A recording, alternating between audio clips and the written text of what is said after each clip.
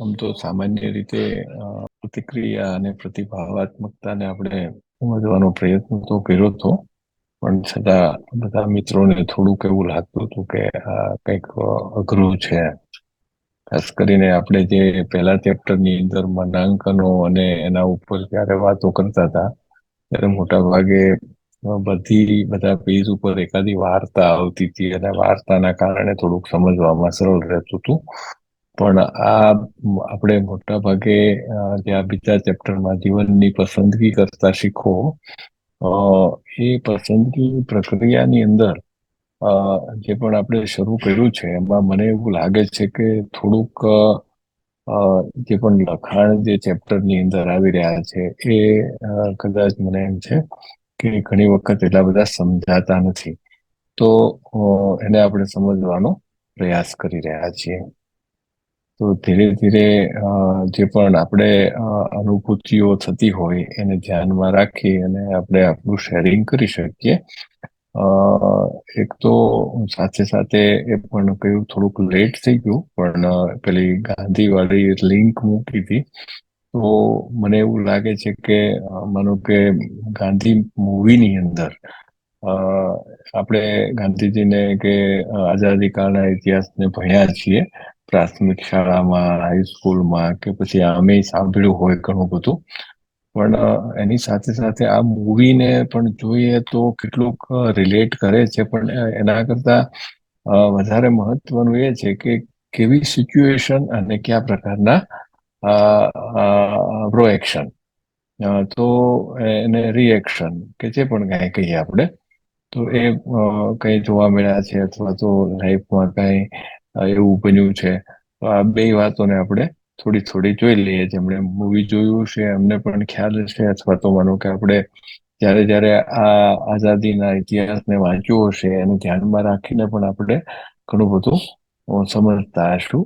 તો એ બધી બાબતોને ધ્યાનમાં લઈને થોડુંક શેરિંગ બધા લોકો કરે એવું કરીએ. આ તમે 15 દિવસનું જે સેશન આગળનું હતું તો એના ઉપર અને મૂવી ઉપર મૂવી જોયું હોય તો થોડુંક શેરિંગ કરો. મૂવી તો મેં નથી જોયું સ્નેહાબેન, પણ આપણે આગળના સેશનમાં જોયું કે અમારે મનથી અને હૃદયથી જીવવા બાબતે થોડુંક સમજ્યા હતા કે કઈ રીતે મનથી જીવવું અને કઈ રીતે દિલથી જીવવું.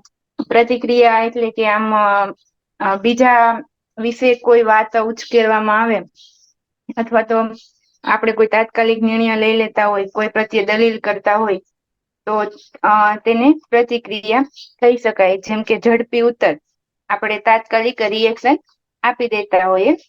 અને પ્રતિભાવમાં થોડુંક કહું તો કોઈના વિશે વાત કરવી, જેમ કે કોઈના વિશે વખાણ કરવા અથવા તો લાંબા ગાળાનો વિચાર કરી અને તેના વિશે આપણે જ્યારે પણ કઈ કહીએ તો મારી દ્રષ્ટિએ એને પ્રતિભાવ કહી શકાય. મેહુલભાઈ, આપણે જે 15 દિવસનું સેશન ગયું ને એના ઉપર પ્રતિક્રિયા અને પ્રતિભાવ અને મૂવીનું શેરિંગ કરવાનું છે. મૂવી તો જો કે નથી જોવાનું મારે, પ્રતિક્રિયા અને પ્રતિભાવ ઉપર વાત કરી દઉં. ગયા સેશનમાં આપણે ઘણો ભાર દઈને આપણે એના ઉપર સમજ્યા હતા અને બધા વિવિધ ઉદાહરણો પણ આપ્યા હતા. જેમાંનું એક એક્ઝામ્પલ તરીકે આપણે જોવું હોય તો સરે વાત કરી હતી કે કોઈ બે વ્યક્તિઓ ટ્રેનિંગ લેતા હોય તો એમાંનું કોઈ ટ્રેનિંગ પૂરી થયા પછી કોઈ એક વ્યક્તિ બોલી દે ના ના ખૂબ સરસ ટ્રેનિંગ હતી, તો એનો તત્પર એનો ઉત્તર એને આપી દીધો, એટલે પ્રતિક્રિયા તરત કરી દીધી એને. અને બીજો જે વ્યક્તિ હતો એ થોડોક સમજી વિચારીને એની ઉપર ગૌર કરીને વાત કરે છે કે ભાઈ આ એટલી એટલી વસ્તુઓ તમારી સારી હતી, અને એ સમજીને વિચારીને વાત કરે છે, તો એ પ્રતિભાવ થયા એના. હા, અને બીજું એક મારા ધ્યાનમાં એવું કે તમે કીધું ને એની ઉપરથી કે તાલીમ લયા પછી તરત એને જવાબ આપી દીધો, અને તાલીમ લયા પછી જે એનામાં ઇમ્પ્લિમેન્ટ દેખાય ઈ કદાચ પ્રતિભાવમાં લઈ શકીએ એમ આપણે. વનિતાબેન, તમે શેરિંગ કરો. મૂવીઝ જોયું હોય તો ઈ ને ક્રિયાત્મક અને પ્રતિભાવ. મૂવી અડધું જોવાનું છે. એમાં મૂવીમાં શરૂઆતમાં તો ગાંધીજી ગોળાના જે ડબ્બા હોય ટ્રેનમાં જતા હોય તો ઓલા એને કાઢી મૂકે છે. ત્યારે આમ ગાંધીજીને થોડુંક આમ ભેદભાવ જેવું લાગે એટલે એ લોકો વિચારે છે કે કરવું પડશે કંઈક એમ. અને પછી એક લેખ લખીને એની પત્ની દ્વારા બધી બહેનોને બોલાવે છે કે આપણે કંઈક કરીએ એમ, અન્યાયના ખિલાફ લડાઈ લડીએ એમ, નકર હંમેશા આવું જ થશે આપણી સાથે. ગાંધીજી કોઈ ગોરા સાથે જતા હોય ને તો કોઈ કમેન્ટ કરે છે કે આ ગોરા કાળો જાય છે એવું કંઈક. ત્યારે પેલો છે ને એને કહે કે હાલો આપણે અહીંથી વયા જઈએ એમ. ત્યારે ગાંધીજી પ્રતિભાવાત્મક ઉત્તર આપે છે કે ગાંધીજી કહે છે કે દુશ્મન એક ગાલ પર મારે તો બીજો ગાલ ધરવો. ને ગાંધીજી કહે આપણે પલટીને નહીં મારીએ તો માનવ સ્વભાવ ઉપર આની સારી અસર જાય અને દુશ્મન ઘટશે એમ. અને પછી એવું કહે છે કે ગીતા, બાઇબલ ને કુરાન બધામાં એવું જ લખેલું છે કે આપણે જેટલો ખુદને પ્રેમ કરીએ ને એટલો જો પડોશીને કરીએ ને તો સારા સંબંધ રહે અને આવું બધું ન થાય એમ. અને પછી એકવાર ગાંધીજી છે ને એ કસ્તુરબા ઉપર થોડુંક પ્રતિક્રિયા આપી દે છે. ઈ કહે ને કે હું આ કામ નહીં કરી, હું તમારી પત્ની છું એમ. ત્યારે ગાંધીજી એના પર ગુસ્સો કરે કે તું વહી જાય એમાં. એ થોડુંક મને પ્રતિક્રિયાત્મક લાગ્યું, બાકી આખામાં તો પ્રતિભાવાત્મક ઉત્તર જ આપે છે ગાંધીજી. ત્યારે એ કસ્તુરબાને સમજાવે છે ગાંધીજી કે કામ નાનું કે મોટું નથી હોતું એમ, સિદ્ધાંતની વાત છે. અને પછી હવે પરેશભાઈ થોડુંક શેર કરશો 15 દિવસનું અને મૂવી જોયું હોય તો? હા સ્નેહાબેન, આમ તો મૂવી તો પૂરું નથી જોયું. વનિતાબેને કીધું કે કસ્તુરબા સાથે થોડીક બોલાચાલી થાય કામને લઈને, ત્યાં સુધી જોયું હતું. એટલે રંગભેદની વાત હતી. બાપુને ટ્રેનમાંથી કંઈક ધક્કો મારી દે છે, કંઈક ફર્સ્ટ કોચમાં બેઠા હોય ત્યારથી ખરેખર જે એને પ્રતિક્રિયા આપી પછી માનો કે બાપુએ જે નિર્ણયો લીધા ત્યાંથી લઈ કે આ ઓલું કંઈક બનાવે છે, સાઉથ આફ્રિકા હતું કે હા એવું, ત્યાં સુધી જોયું હતું બેન, પછી નથી જોયું. એટલે એનું ક્લિયર તો નહીં કહી શકું, પણ છેલ્લા 15 દિવસમાં પ્રતિક્રિયા અને પ્રતિભાવાત્મક ઉપર થોડીક વાત કરી શકું. માનો કે કોઈ જાનકીબેન અથવા કોઈનો મેલ આવે છે, તરત રિસ્પોન્ડ કરીએ તો એ પ્રતિક્રિયામાં જાય છે. પછી એના કામને લઈને માનો કે એને હમણાં જ એક ઉદાહરણ આપું સાહેબ, આપણે બાળકો વાળું હતું કોમ્પિટિશન વાળું, તો તરત એક્શનમાં આવ્યા અને સ્કૂલે ગયા અમે, પણ એમાં કંઈક ગળમથલ હાલે છે, હજી ફાઇનલ નથી થતું. એટલે એક કન્ફ્યુઝન વાળું છે. તો આપણે એ સમસ્યાઓને સુધારવા માટે સતત એના સંપર્કમાં રહીએ, એ પ્રતિભાવાત્મકમાં જાય. હા, અવંતિકાબેન. ગુડ મોર્નિંગ બધાને. Good morning. એટલે છેલ્લા 15 દિવસમાં 2 શબ્દોમાં જે અનુભવ્યું ને એ વાત કરું. પ્રતિક્રિયા તો આમ તો જૂની વાત હતી કે જયારે સાફારે કે કઈ પણ વાત કરતા હોય તો આપણે એમાં પ્રતિક્રિયા માટે ઉત્સુક હોઈએ કે આપી દેતા હોઈએ. ફેમિલીની વાત હોય તો એ વસ્તુ મોટા ભાગે ન થતી હોય, ત્યાંથી આપણે હટી જવું પડતું હોય. તો 15 દિવસમાં મારી સાથે મેં અનુભવેલી આ વાત છે કે પ્રતિક્રિયા મોટા ભાગે આપવાની હોતી નથી.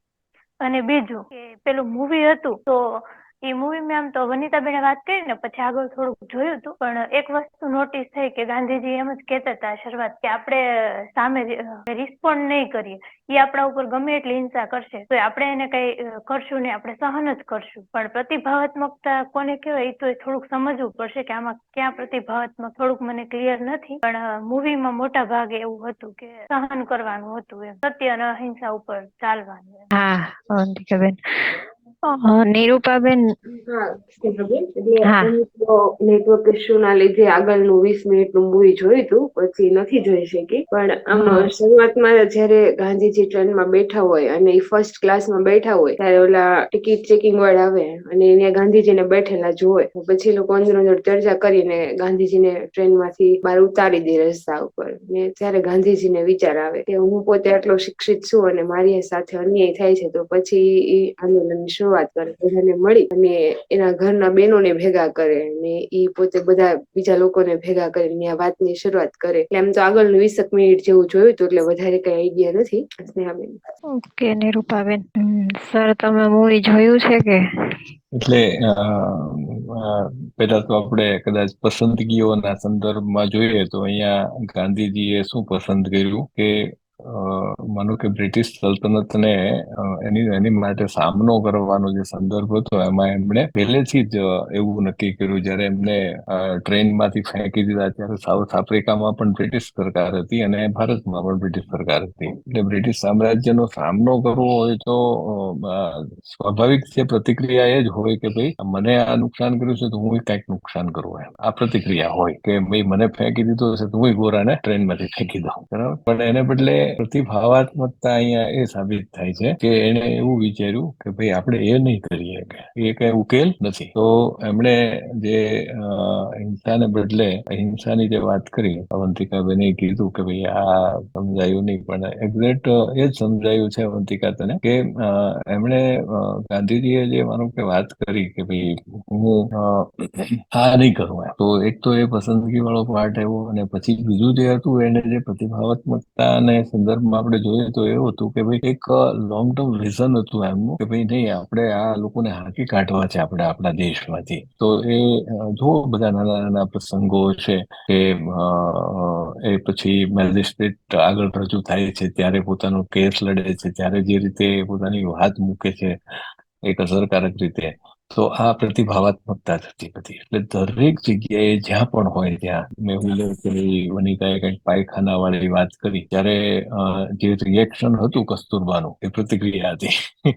તો એ પ્રતિક્રિયા એવી હતી કે ભાઈ તમે જે કરતા હોય કરો, મારે શું કામ પાયખાના સાફ કરવાના? હું થોડી તમારી સાથે સંડા સાફ કરવા માટે પરણી છું. બહુ સીધી વાત હતી. પણ છતાં ગાંધીજીએ કોને ખબર કઈ રીતે હવે એ વખતે જે હેન્ડલ કર્યું છે ફિલ્મમાં કઈ રીતે આવ્યું છે એ બહુ ખબર નથી. પણ એક્ઝેક્ટ ત્યાર પછી કસ્તુરબા બધા જે આશ્રમના સંડાસ છે બધા સાફ પોતે કરતા હતા, રસોઈ બનાવતા હતા, આશ્રમમાં આવતા મુલાકાતીઓને સંભાળતા હતા. કોઈ પણ બાબતોમાં એવું નહીં કે ભાઈ કોઈ કામ આપણે ન કરવું એમ. તો એ પછી એમની એ પ્રતિભાવાત્મકતા હતી કે ભાઈ દેશ માટે ગાંધીજી કંઈ કરી રહ્યા છે અને એને લોકો સાથ આપી રહ્યા છે તો એને સાચવવાની જવાબદારી મારી છે. તો આવું બધું સામાન્ય રીતે મૂવીની વાત છે. અને લાઈફમાં પણ કંઈક ને કંઈક ક્રિયાઓ પ્રતિક્રિયાઓ ચાલતી હોય છે. તો સામાન્ય રીતે જે તે ઝેરીની જેમ આપણે સમજવાનું શરૂ કર્યું છે કે ભાઈ કોઈ પૂછે આપણને કેમ છો તો એમ કહી શકાય કે આનાથી વધારે બીજું સારું શું હોઈ શકે? જો કઈ સારું હોય તો મારી જ પોતાની મને નજર લાગે. તો એ ટાઈપનું ચાલી રહ્યું છે. તો યસ, મેં એ મૂવી તો આખું નથી જોયું. હું મારો પ્રતિભાવ આપી દઉં. છેલ્લા 15 દિવસનો મેં એ મૂવી આખું નથી જોયું. 1 કલાકનો જોયું હતું. પ્રતિક્રિયા મને ત્યારે લાગી હતી કે આ જે કસ્તુરબાએ ના પાડી દીધી કે હું એ બધું કામ નહીં કરું એમ, એને ત્યારે એ નાનું કામ લાગ્યું હતું. એ કે તમારે જેમ કરવું એમ કરો પણ હું એ કામ નહીં કરું. પછી ગાંધીજી કે તું અહીંથી વહી જા આમ ને તેમ ને કરતા થા. પછી એ કે મને શું થઈ ગયું છે, હું કેમ આવું કરવા માંડ્યો? પછી કસ્તુરબા માની જાય છે અને પછી કે હું કરીશ. અને પછી ત્યારથી આગળ શરૂઆત થાય છે એ બધી વાતોની. પછી ઈ ભારત આવે છે. ભારત આવીને એને એટલી બધી ભારતનો ઇતિહાસ ની ખબર ન હોય. પછી ટ્રેનમાં ફરે છે ચાર્લી હારે. ત્યારે ગોપાલકૃષ્ણ ગોખલે એને કીધું હોય કે તમારે આ ભારતને એક રાષ્ટ્ર તરીકે બનાવવાનું છે એમ. એને સપનું આપ્યું હોય એટલે ઈ એને પૂરું કરવા માટે આખા ભારતનું ભલું કરે છે, પરિચય કરે છે અને યાત્રા કરે છે ચાર્લી હારે. બસ મતલબ થોડુંક એનાથી આગળ જોયું હતું પછી યાદ નથી એટલું બધું. અને 15 દિવસની વાત કરી તો 15 દિવસમાં અમુક વખત એવું થતું હોય કે કામને લઈને પેલી આવી હોય ત્યારે પ્રતિક્રિયા થઈ ગઈ હોય ટાઈમે, જ્યારે કે આ સરે 2 દિવસ પહેલા કીધું આધાર કાર્ડ નું, ત્યારે તે મતલબ ત્યારે અમુક ટાઈમે થઈ જાય પ્રતિક્રિયા. પણ એ એટલું બધું આમ ઓલું ન લાગી આવે એમ સામે વાળાને કે આપણે પ્રતિક્રિયા આપી દીધી એમ. આમ તો સ્નેહાએ વાત કરી ગોખલેની. તો ગોખલે આમ જોઈએ તો ગાંધીજીને તો શું છે આઝાદીની લડત તો લડવી હતી પણ સાથે સાથે વકીલાત પણ કરવી હતી. એ વાત કદાચ ગોખલેની વાતથી કંઈક એક ક્લેશ થયો અને શું કે ગાંધીજીએ એક્સેપ્ટ કર્યું કે ભાઈ નહીં ચાલો હવે મારે વકીલાત નથી કરવી. આજે માનો કે સારા બેરિસ્ટર હોય, સરદાર પટેલ હતા, કોંગ્રેસમાં હતા અને સાથે સાથે વકીલાત પણ કરતા હતા. તો બધા લોકો પોતપોતાના વ્યવસાય સાથે જોડાઈને આઝાદીની લડતમાં હતા, પણ ગાંધીજીએ બધું ન્યોછાવર કરી અને એક જ વસ્તુ પકડી હતી કે હવે મારે બીજું કંઈ કરવું નથી. તો સરસ મજાના બધા પાત્રો છે. ઇનકેસ માનો કે ગાંધીજીની આસપાસ મૂવી હોય તો સરદાર પટેલ, નહેરુ, મૌલાના, આ બધા લોકોને આપણે આમ ખાલી ખાલી જોયા અંદર.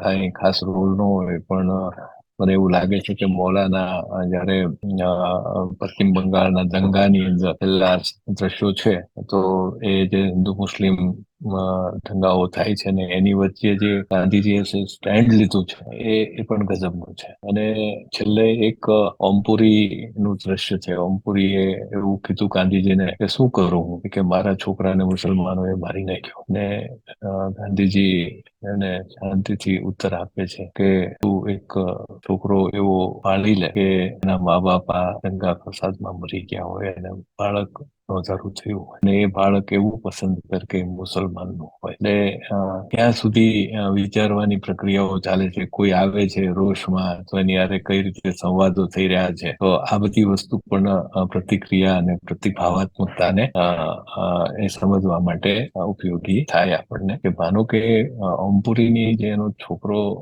ને મારી નાખ્યો હતો દંગામાં મુસલમાનોએ, તો એની એ પ્રતિક્રિયા રજૂ કરી રહ્યા હતા ગાંધીજી આગળ. અને ગાંધીજીએ જે પ્રતિભાવકતાની વાત કરી, તો એમાં ક્યાંય સામે બદલો લેવાને બદલે એવું કીધું કે ભાઈ તું મુસલમાનના કોઈ છોકરાને જ ગોદ લઈ લે, દત્તક લઈ લે, અને એને તું પાળી પોસીને મોટો કરી તારો દીકરો છે એમ માનીને. તો ખૂબ સરસ રીતે એ ફિલ્માંકન થયું છે.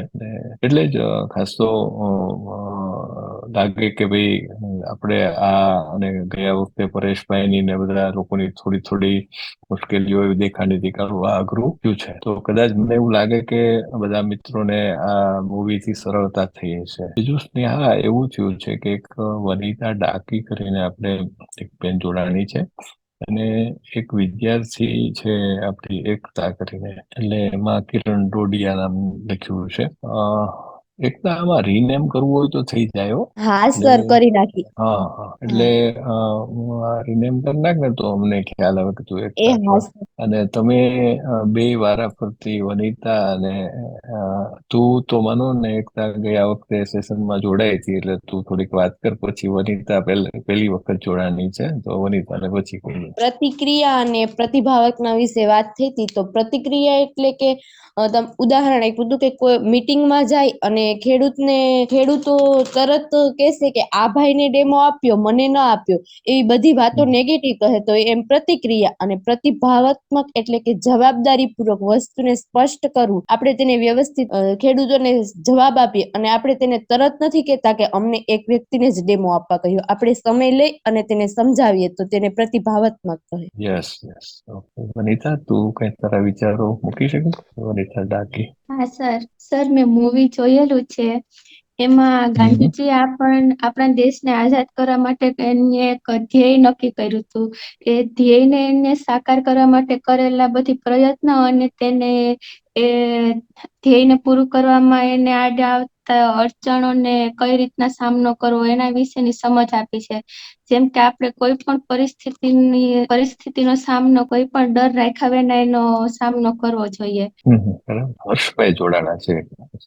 હા સર, હર્ષભાઈ તમે છેલ્લા સેશનમાં કદાચ નહોતા. ના, નહોતો સ્નેહાબેન. હા, તો છેલ્લા સેશનમાં એવી વાત થઈ હતી કે પ્રતિક્રિયા અને પ્રતિભાવાત્મક ઉપર વાત થઈ હતી. આ બે બહેનોએ હમણાં વાત કરી ને મીટિંગ વાળી ને ખેડૂતો વાળી, એવી રીતના તમારા ધ્યાનમાં કોઈ ઉદાહરણ આવતું હોય તો પ્રતિક્રિયા અને પ્રતિભાવાત્મક નું. અહીંયા ફિલ્ડનું ગામ છે શીશક, ત્યાં ચેકડેમ નું કામ જોવા ગયા, બધું કમ્પ્લીટ થઈ ગયું. એટલે ટૂંકમાં એક પ્રક્રિયા જ અમે વ્યવસ્થિત રીતે કરી. હું, રમેશભાઈ, મૂળજીભાઈ, અમે ત્રણેય ગયા હતા, અને બધું કમ્પ્લીટ થઈ ગયું. માપ સાઈઝ છે, ખેડૂતો વાત કરી લીધી. પછી બીજા દિવસે હું ગયો ને તો કે અમારે ચેકડેમ નથી કરવો એમ, અને એને ચોખવટ જ આપણે કરી હતી કે ભાઈ એક પ્રકારના પૈસા લેવાના નથી, લોકફાળો લેવાનો નથી. તો એ ના પાડવાનું કારણ નો ખ્યાલ આવ્યો. ના પાડવાનું કારણ નો ખ્યાલ આવ્યો છે. થોડીક વધારે વાત કરવી પડે, બાકી તો જાણવાનો જો પ્રયાસ કરીએ તો ખબર પડે. ગોંડલમાં ટાઈટ વધારે લાગે છે. આમાં શું છે કે નિરૂપાબેન ને વંતિકાબેન હજી કઈ થોડોક પ્રકાશ પાડે તો પૂછીએ અમને. નિરૂપાબેન, હા સ્નેહાબેન. હજી થોડાક ઉદાહરણ દ્વારા આમ બધાને સમજણ પાડો ને પૂરી, કે પ્રતિક્રિયા ને પ્રતિભાવ ને કઈ રીતના લઈ શકીએ આપણે, તો વધારે ખબર પડે એમ ઉદાહરણ દ્વારા. કારણ કે હવે પછી વાંચવાના છે ને એ થોડુંક પાછું અઘરું છે. હા સરસ.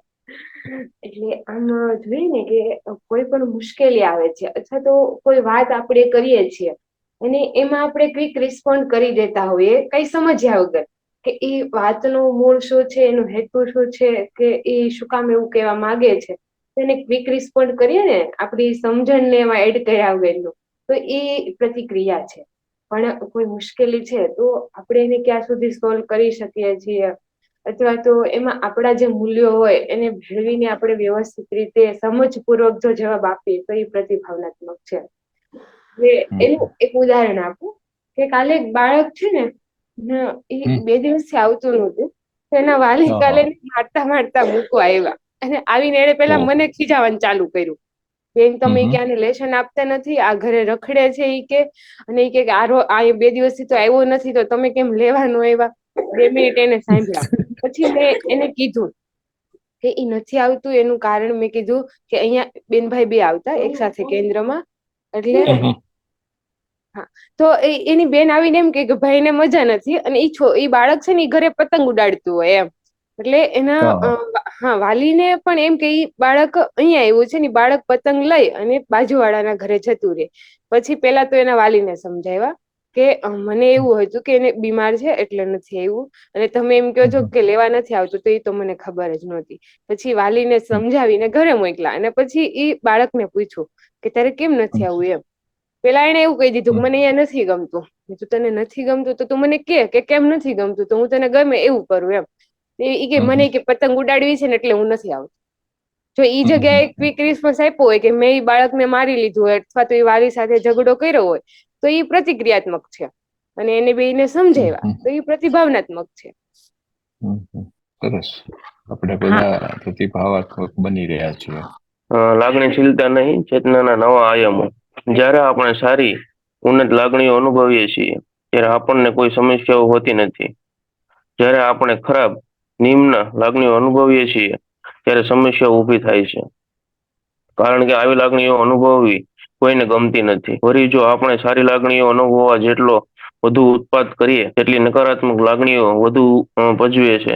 આ આપણને ખૂબ મોટી સમસ્યાઓ લાગે છે. તમારી લાગણીઓના આમ જ ના અનુસરો. પહેલા તમારી લાગણીઓને તપાસો. લાગણીઓનો પ્રકાર કેવો છે? જ્યારે તમારું મન સ્વચ્છ અને સ્પષ્ટ હોય છે ત્યારે તમે કુદરતી રીતે સારી લાગણી અનુભવો છો. જ્યારે તમે મનમાં અસ્પષ્ટ હો છો ત્યારે તમે સારી લાગણીઓ અનુભવતા નથી. જ્યારે તમારું મન સ્પષ્ટ ન હોય ત્યારે તમે કોઈ નિર્ણય લેશો તો તે તમારા હિતમાં નહીં હોય. એટલું સમજીએ. કોઈ કહેશો આમાં વનિતા? શું આ લાગણીઓની શું વાતો ચાલી રહી? સર એમાં એવું છે કે સારી લાગણી અનુભવતા હોય તો સમસ્યાઓ હોતી નથી એમ. એક હેતલભાઈ ઉદાહરણ આપ્યું હતું કે જયારે આપણને કામ કરતા હોય, કોઈ જોબ કરતા હોય તો આપણને ઓવર ટાઈમ કરવાનું કીધું હોય, તો આપણને 4 કલાક ઓવર ટાઈમ કરવાનું કીધું હોય અને જાજુ કામ હોય ને તો એટલો થાક ન લાગે, કે આપણને 2 કલાક ઓવર ટાઈમ કરવાનું કીધું હોય ને આપણા મગજમાં એવું થાય કે શું આ એટલું કામ આખો દિવસ કર્યું છતાં 2 કલાક કરવું પડ્યું. તો આપણે મગજની અંદર જો લાગણી અનુભવતા હોય કે 2 કલાક વધારે કામ કરવું પડશે, આખો દિવસ શાંતિ હતી નહીં, તો વધારે થાકી જવાય. અને જો સારી લાગણી હોય અને ઓવર ટાઈમ 4 કલાક કરવાનો હોય કે 7 કલાક કરવાનો હોય તો સમસ્યાઓ કઈ થાય નહીં એમ. એક મને પ્રશ્ન એ થાય છે કે નિમ્ન લાગણીઓ અનુભવીએ છીએ ત્યારે સમસ્યા ઊભી થાય છે, કે સમસ્યા ઊભી થાય ત્યારે નિમ્ન લાગણીઓ થાય? નિમ્ન લાગણી અનુભવીએ ત્યારે સમસ્યા. જયારે આપણને ઓછું લાગે કઈ વાતનું એટલે ત્યારે આપણને સમસ્યા થવાની શરૂ થઈ જાય એમ. એટલે એમાં જો સમસ્યા છે તો લાગણીઓ નિમ્ન છે, સમસ્યા નથી તો લાગણીઓ સારી છે. પણ અહીંયા એવું કે છે, એટલે જોકે વનિતાની વાત એવી જ છે કે માનો કે લાગણીઓ થાય ક્યારે કે વધુ કામ કરવાના સંદર્ભમાં પ્રેશર આવે છે ત્યારે નિમ્ન લાગણીઓ થાય એટલે સમસ્યા છે. બહુ સરસ વાત કરી. જો માનો કે એ લાગણીઓ નિમ્ન નથી થતી તો સમસ્યા નથી, બરાબર. પણ ખરેખર તો મેહુલ શું થતું હોય છે કે આપણને સમસ્યાઓ જયારે આવે ને ત્યારે જ આપણી લાગણીઓ નિમ્ન થાય. પણ અહીંયા વનિતાએ એક જે એક્ઝામ્પલ આપ્યું એ સરસ આપ્યું, કારણ કે અહીંયા જે આપણે ફર્સ્ટ પેરેગ્રાફ વાંચી રહ્યા છીએ એને રિલેટેડ છે. એક બીજી પણ વાત કરી છે કે જેટલી સારી લાગણીઓ માટે આપણે ઉત્પાત કરીએ છીએ એટલી જ નબળી લાગણીઓ પેદા થાય છે. એમાં એક ઉદાહરણ કદાચ લઈ શકાય કે આપણે મતલબ નાના છોકરો અત્યારે ભણતા હોય ને એને મતલબ કોઈ હોશિયાર હોય અને એને માર્ક્સ લાવવા હોય અમુક ટાઈમે, અને અમુક ટાઈમે એના ફીવર જેવું આવી જતું હોય ક્યારેક અને એને એમ થાય કે હવે શું થશે મારો આમાં ક્યારેક પેપર સોલ્વ કરતા હોય તો પછી એમ થાય કે મારો આમાં એક માર્ક્સ કપાઈ ગયો તો હવે શું થશે, આગળના પ્રશ્નોમાં શું થાય, એમ અલગ અલગ એને નેગેટિવ વિચાર આવવા મળે એમ. બરાબર. કોઈ બીજા મિત્રો કઈ એડ કરશો? આપણે પ્રેક્ટિસ કરીએ કે અહીંયા એમ કે છે કે લાગણીઓને તપાસો એમ, બરાબર. અને એ પ્રકાર નિમ્ન છે કે સારો છે, ઉન્નત છે. તો આ જે લાગણીઓ આપણે સંવેદનાઓ થાય છે એને આપણે તપાસવું એવું એક કહે છે. પછી જ્યારે તમારું મન સ્વચ્છ અને સ્પષ્ટ હોય છે ત્યારે તમે કુદરતી રીતે સારી લાગણી અનુભવી શકો છો, એવું પણ કહ્યું. તો મન સ્વચ્છ અને સ્પષ્ટ હોય તો મને એવું લાગે છે કે નિમ્ન લાગણીઓ ન થાય, તો લાગણીઓ ઉન્નત જ હોય. જ્યારે તમે મનમાં અસ્પષ્ટ હો છો ત્યારે તમે સારી લાગણી અનુભવતા નથી. જ્યારે તમારું મન સ્પષ્ટ ન હોય ત્યારે તમે કોઈ નિર્ણય લેશો તો તે તમારા હિતમાં નહીં હોય. એટલે આપણે ક્યારેક કઈ અવધવમાં હોય, મુશ્કેલીમાં હોય અને એ વખતે જો કઈ ડિસિઝન લેવાય છે તો એ આપણા હિતમાં હોતું નથી, એવું અહીંયા કહેવા માંગે છે. આગળ વધીએ. હવે મનની સ્પષ્ટતા માટે વાંચવાનું. મનની સ્પષ્ટતા શું છે? તમે જ્યારે સ્પષ્ટતાથી બાબતોને જોઈ શકો છો એવી તે મનની અવસ્થા છે. તમે જ્યારે તમારા પરિપ્રેક્ષ્યને બદલી પરિસ્થિતિને નવા દૃષ્ટિકોણથી જોઈ શકો છો ત્યારે અચાનક તમને નવી સૂઝ અને સ્પષ્ટતા સાંપડે છે. તમે બાબતોને નવા પ્રકાશમાં જોઈ શકો છો. જ્યારે તમે અન્યને તમારા પોતાના પ્રતિબિંબ તરીકે જોઈ શકો છો ત્યારે તમે વાસ્તવિકતાના એક એવા નવા પ્રદેશમાં પ્રવેશ કરો છો જ્યાં તમે જીવનને અદ્ભુત કહેવાય તેવી સ્પષ્ટતા દ્રષ્ટિથી અનુભવી શકો છો. જ્યારે તમારા પરિપ્રેક્ષ્ય અથવા મનાંકનો બદલાતા હોય છે બરાબર તે જ ક્ષણોમાં તમે સ્પષ્ટતાના આ પાઠ ભણતા હો છો. લાગણીઓ તો દરિયામાં આવતી ભરતી અને ઓટની માફક નિરંતર આપણી અંદર બદલાયા જ કરે છે. નિમ્ન લાગણીઓમાંથી નહીં વર્તીને સ્પષ્ટતામાંથી સારી લાગણીઓમાંથી વર્તવું તે જ સાચી સ્વકેળવણી છે. ભૂતકાળની સાથે અથવા જે બાબતો પર આપણું નિયંત્રણ ન હોય તેમની સાથે શાંતિપૂર્વક જીવવાની આવડત આપણને કહેવી જોઈએ. પરંતુ આપણે જો બીજાઓને ધિક્કારતા હોઈએ, બીજાના લાગણીઓ દુભાવતા હોઈએ, નોકર ચાકરને અશબ્દો નવાજતા હોઈએ, તો બાળકોને મેણા ટોણા મારતા હોઈએ, જીવનસાથી સાથે દુર્વ્યવહાર કરતા હોઈએ, બીજાઓને આપણાથી ઉતરાતર માનતા હોઈએ, ઓફિસમાં હાથ નીચેના મનુષ્યોને સતાવતા હોઈએ, જો આપણે આવું બધું અને આનાથી પણ વધુ ખરાબ આચરણ કરતા હોઈએ અને પછી માનસિક શાંતિની અપેક્ષા રાખતા હોઈએ તો આપણે કોઈ અશક્યની જ ઈચ્છા ધરાવી રહ્યા છીએ. માનસિક શાંતિ માટે આપણી યોગ્યતા કે પાત્રતા ખરેખર તો છે જ નહીં. જે બીજાની માનસિકતા શાંતિમાં ખલેલ પહોંચાડ્યા કરે છે તેને પોતાને માનસિક શાંતિનો અધિકાર હોઈ શકે ખરો? માનસિક શાંતિના સંદર્ભમાં એક જે વાંચનની અંદર ઉદાહરણ આવ્યું કે ભાઈ માનો કે આપણે આપણા હાથ નીચેના મનુષ્યો એટલે કે કામ કરતા કર્મચારીઓ હોય કે જે પણ લોકો આપણી સાથે જોડાયેલા હોય તો એમને આપણે સતત પરેશાન કર્યા કરતા હોઈએ તો એ અહીંયા એવું કહેવા માંગે છે લેખક કે સામેની વ્યક્તિને જયારે તમે માનસિક રીતે પરેશાન કરો છો તો તમને જ માનસિક શાંતિ થાય છે એવું અહીંયા કહેવા માંગે છે. કોઈ એલોબ્રેટ કરશે સ્નેહા વધારે? હા સર, માનસિક શાંતિ એમાં અત્યારે મારા વિચારમાં તો એનું ઉદાહરણ તો નથી આવતું, પણ કદાચ નિરૂપાબેન કહી શકે. નિરૂપાબેન? એટલે ધારો કે હું મારે પોતાની એક્ઝામ્પલ આપું કે મારી વાડીએ 5 લોકો રહે છે, બરાબર. પછી હવે ઈ કોઈ કામ આપેલું છે અને ટાઈમે નથી કરતા, બરાબર. તો હવે હું એને એક બે વાર પૂછી શકું કે ભાઈ શું થયું એમ, પણ જો હું એને કોઈ વાતનો ત્રાસ આપું કે એને કીધા કરું કે તમને કહીને ગયા હતા તો કેમ નથી થયું, તો એની હારે કોઈ માથાકૂટ થાય છે તો એ પછી એની માનસિક શાંતિમાં ખલેલ પહોંચે અને મારામાંય પહોંચે, કેમકે એ વાત મારા માઇન્ડમાં પણ રિવાઇઝ થતી રહે. તો હું કોઈ વ્યક્તિને ખલેલ પહોંચાડું છું તો એ વસ્તુ મને પણ લાગુ પડે છે, તો મારી માનસિક શાંતિ પણ ત્યાં ખોરવાય છે. અને માનસિક શાંતિની વાત છે તો ક્યારેક ક્યારેક આજુબાજુના વાતાવરણની અસર છે ને માનસિકતા ઉપર પડતી હોય. આજુબાજુના વ્યક્તિઓ આપણને સ્માઈલ કરીને બોલાવતા હોય, સારું મોઢું હોય, ખુશ ખુશ હોય તો કદાચ આપણે ખુશ રહીએ, અને બધા આજુબાજુ ગુસ્સા વાળા હોય, જેમ તેમ જવાબ આપતા હોય તો કદાચ આપણને અસર પડે ખરી. બરોબર છે. બરાબર. એના ઉપર વનિતા, એના ઉપર થોડું કામ કરવું પડશે આપણે. કદાચ માનો કે બીજા લોકો આપણને અશાંત કરે એવું ન થાય તો શીખવું પડશે. હા, મતલબ પોતાના કાબુ પોતાનો પાસે. અત્યારે આપણે શું કરીએ છીએ કે બીજા લોકોને અશાંત કરીએ છીએ અને આપણે અશાંત થઈએ છીએ, પણ બીજા લોકો આપણને શાંત ન કરી શકે એ પણ આપણે શીખવું પડે. વિમલા ઠાકોર કહે છે કે સમગ્રતા ભરી વૈકલ્પિક જીવનશૈલી માટે આપણે ચેતનાના એવા સ્તરની શોધ કરવી પડશે જે સ્તરે પીડા ના હોય, આક્રમણ ના હોય, આવેગના વારંવાર હુમલા આપતા ના હોય, મહત્વકાંક્ષાઓ, લાગણીઓ, વાદો, વિચારોના હુમલાઓ આવતા ના હોય, જેવી ઉર્મિઓ જીવન જીવવા માટે જરૂરી છે. ભૌતિક જગત સાથે સંબંધ બાંધવા માટેના આપણા હાથ વગા સાધનો છે. વિચાર, જ્ઞાન, અનુભવ, લાગણી, ભાવના વગેરે આપણા સાધનો છે. આ આપણો જટિલ છતાં સમૃદ્ધ વારસો છે. સમાજમાં જીવતા હોઈએ ત્યારે એ સાધનોની જરૂર છે. ઇલેક્ટ્રોનિક્સ સાધનો વાપરવામાં જટિલ રાજકીય અને આર્થિક માળખા વચ્ચે કામ કરતી વખતે વિચારો ઉપયોગી બને છે. વિચાર તંત્રનો કુશળતાથી ઉપયોગ કરી શકાય, પરંતુ એ યાદ રાખવું ઘટે કે આ બધા જીવન જીવવાના સાધનો છે.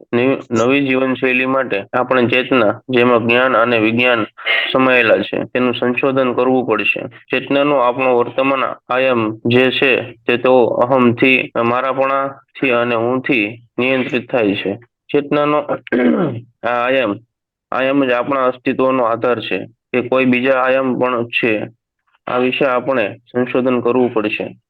શારીરિક આવેગો અને માનસિક વિચારો ઉપરાંત માનવના આધારમાં બીજું કંઈ છે ખરું?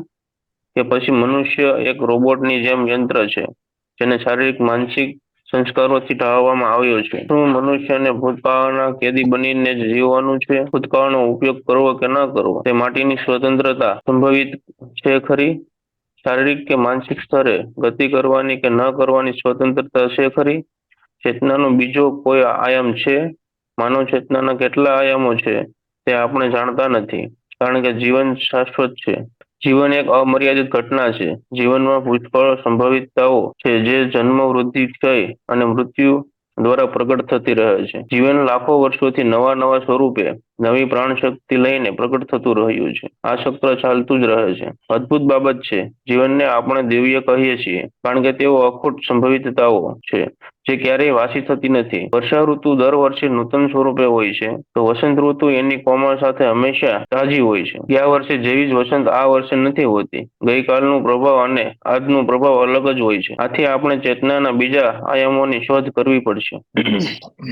શું કહે છે વિમલા ઠાકર? પેલા તો એક એવું નવું સ્તર ગોતવાનું કહે છે કે જેમાં આશા, મહત્વાકાંક્ષા ને એ બધું ન હોય, મતલબ બીજા ઉપર આશા રાખવી, બીજા પાસેથી કંઈક મેળવવાની ઈચ્છા રાખવી, એનાથી કંઈક અલગ જ સ્તર એવું શોધવાનું કહે છે કે જે મનુષ્યને એટલી બધી આશાઓનું રાખવાનું ઓલું કરે અને મનુષ્ય પોતે આમ સ્વચ્છ અને સ્પષ્ટ રીતે નિર્ણય લઈ શકે એનો ખુદનો. શું સહેલું છે કે અઘરું છે? થોડુંક અઘરું પડે. બીજા લોકો કઈ કહેશે? આમ તો એમ કહીએ ને તો બધા શબ્દો બહુ ભારે છે અને બધા શબ્દને એક એક શબ્દને સમજવા પડે એવા ભારે છે. પણ આખરે વાત એક એવી આવે કે આપણે એવું જીવન, એવું સ્તર બનાવવાની જરૂર છે કે જ્યાં બધા ભાવો આપણે બેલેન્સ કરી શકીએ, કે કોઈ બીજા વ્યક્તિના શબ્દો કે ભાવોથી આપણને દુઃખ ન પહોંચે એમ.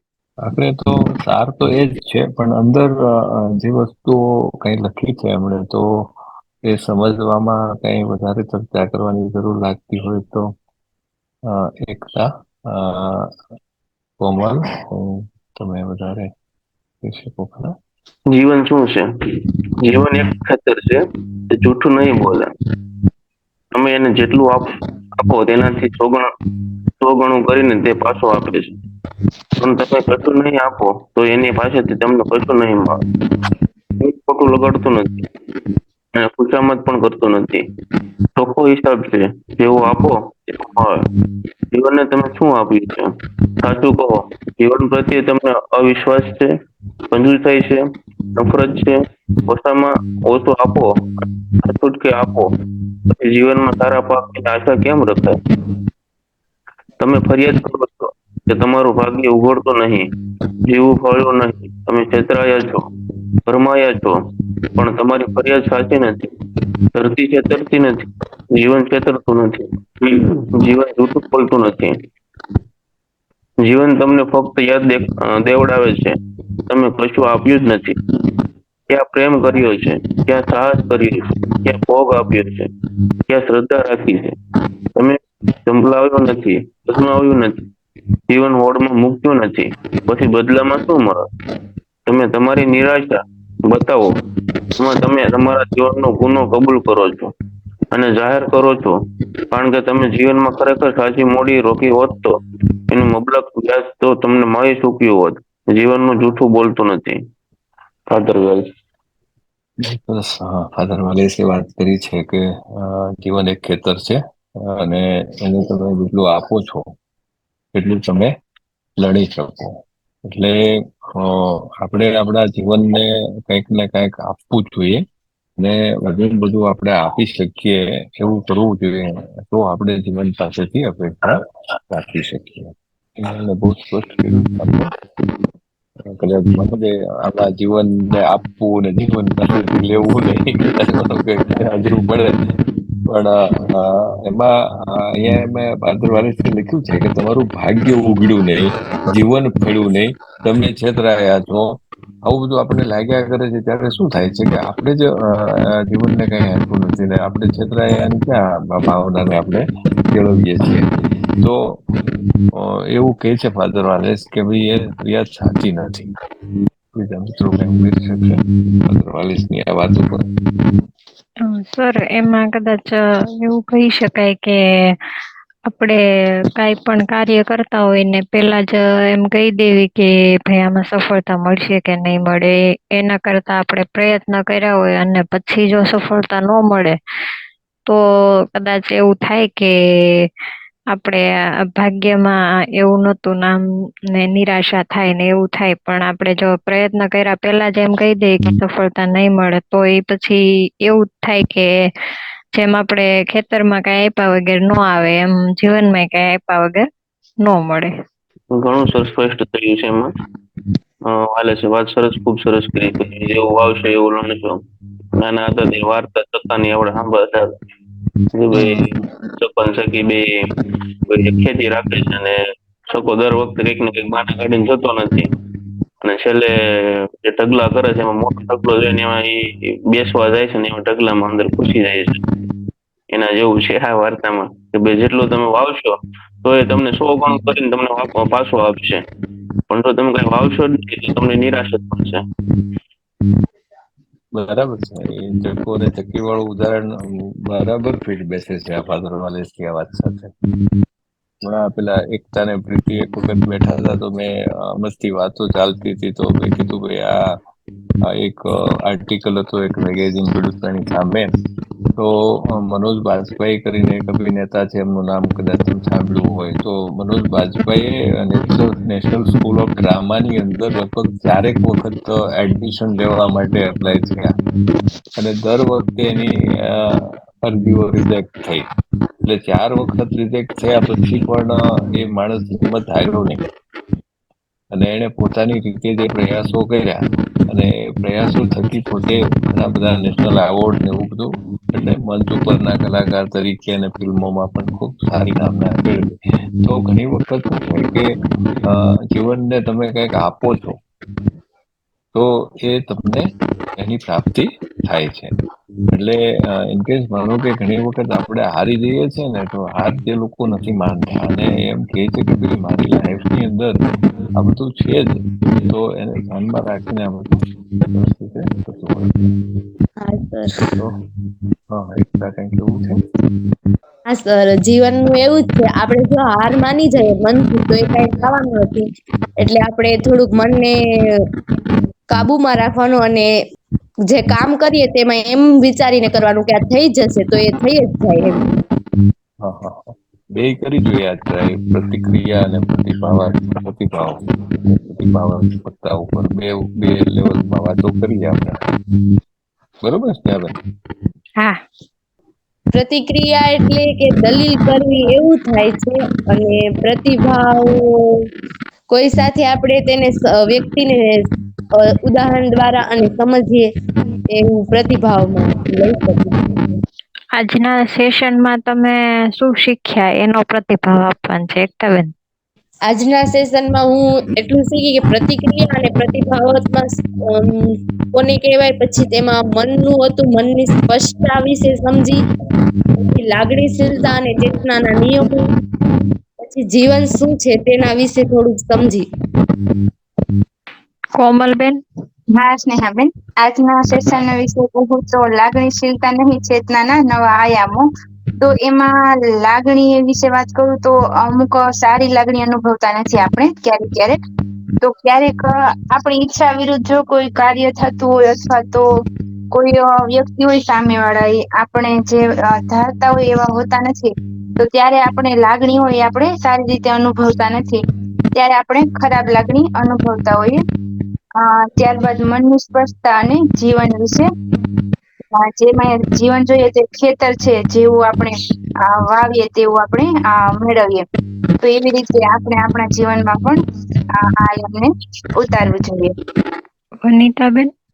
આજની સેશનની વાત કરીએ તો હેડિંગ પ્રમાણે લાગણીશીલતા નહીં ચેતનાના નવા આયામો.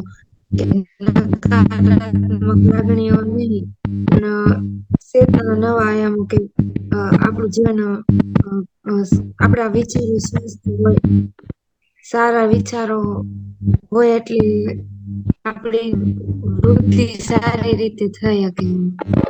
નિરૂપાબેન?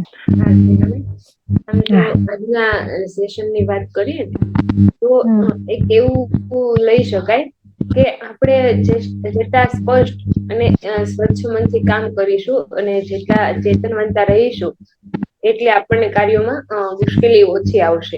તો નેક્સ્ટ 15 દિવસ ક્યાં પ્રતિક્રિયાત્મક આપણે ભાવ કરીએ છીએ, ક્યાં ભાવનાત્મક રીતે કામ કરીએ છીએ, એ જોઈ અને વધુ સ્પષ્ટતા કેળવીએ અને એક ચેતના સાથે જ 15 દિવસ જીવીએ અને એ ચેતના સાથે જીવવામાં ક્યાં મુશ્કેલી આવે છે એ જોઈ શકીએ એવું કરીએ. વનિતાબેન? આજના સેશનમાં મેં પ્રતિક્રિયા અને પ્રતિભાવ વિશે સમજી અને લાગણીઓ વિશેની સ્પષ્ટતા સમજી અને પેલું ગાંધીજીની જે બધા લોકોએ વાત કરી એના વિશે થોડી સમજ મળી અને જેવી રીતે આ ખેતર એક જીવન છે, એના વિશે જેમ કે આપણે ખેતરમાં જેમ એક બીજ વાવીએ એના આપણે 10 થી 15 દાણા વધીને આપણે સામે ઉત્પાદન મળે, એવી જ રીતે જીવનમાં પણ આપણે એક બીજ બરાબર જો એટલીક મહેનત કરીએ તો એની આપણે 10 ગણી વધારે મહેનતનું ફળ મળે. એવી સમજ મેળવી. મેહુલભાઈ. હા બેન, પ્રતિક્રિયા એટલે આપણે ક્વિક રિસ્પોન્સ ની અંદર લઈ શકીએ. પ્રતિભાવ એટલે આપણે સમજી વિચારીને શાંતિપૂર્વક જવાબ આપીએ તે. આજના જે સેશનમાં આપણે લાગણીના પ્રકારો જોયા. એ લાગણીના પ્રકાર કેટલા પ્રકારો હોય છે, જે આપને હસમુખ સ્વભાવ પણ રાખી શકે અને નિરાશા પણ કરી શકે છે. તો એના ઉપર આપણે જોયું, અને જ્યાં વાલેસ ની વાત આપણે જે જોઈ, તો એની અંદર પણ 2 વાત કરી હતી એને, કે ભાઈ આપણે વાવીએ એના કરતા આપણે 100 ગણું પણ આપણે આપી શકીએ, અને જો આપણે વાવીએ ને એમાં કઈ આપણે ધ્યાન ના આપીએ તો પણ આપણે આશા ના રાખવી જોઈએ કે આપણને 100 ગણું મળે. એટલે એમાં 2 વાત એને કરી હતી. વાવીને પછી આપણે એની પાસે દેખરેખ પણ કરવી પડે, એમાં કઈક ખાતર વગેરે બધું નાખવું પડે. પણ જો કઈ કરીએ જ નહીં, ખાલી વાવીને આવતા રહીએ, તો એમાં જેવું આપણે જોઈતું એવું ના થાય એમ. તો એ પણ એ વાલેસે વાત કરેલી છે. તો આ 2 વાત આપણે અહીંયા આજના સેશનમાં જોઈ. સર. એટલે આમ તો ક્વિક રિએક્શન તો એવું છે કે આ સમજવું અઘરું થતું હતું એમ, ગયા સેશનમાં અને આ સેશનમાં. પણ જ્યારે થોડુંક આપણે જેમ માનો કે પ્રતિભાવકતાની વાત કરીએ અને થોડુંક ઊંડાણપૂર્વક સમજવાનો પ્રયત્ન કરવાનો જો પ્રયાસ કરીએ, તો ઘણી વાર એવું લાગે કે એટલું બધું અઘરું પણ નથી. આજે વિમલાજી અને ફાધર વાલેસ 2 જે કંઈક નાની મોટી વાતો લખી કે જીવનને કંઈક આપણે આપવું જોઈએ, અને જીવનના જે આયામોના સંદર્ભમાં વિમલાજીએ કીધું કે જીવન એક પુષ્કળ સંભાવનાઓથી ભરેલું છે.